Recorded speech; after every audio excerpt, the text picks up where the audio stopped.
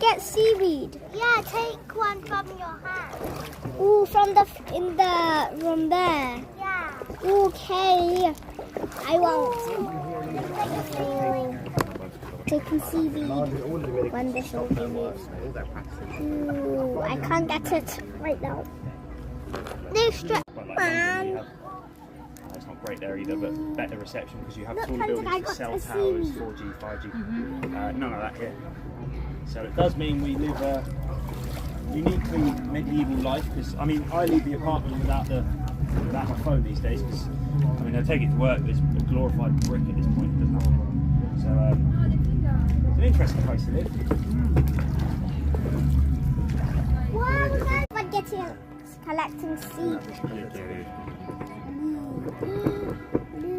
No, don't have a big See? Here, bell, how to Have you heard of Christopher Marlowe? Look at that seagull one. That's more understandable. He was the fellow we named the big Marlowe Theatre, the modern building around the corner from here. He was born the same year as Shakespeare, 1564, and he was Shakespeare's main rival. This is the longest one. He earned more money, had more fans, so if anything, he was all the more successful than Shakespeare. The reason I've heard of him.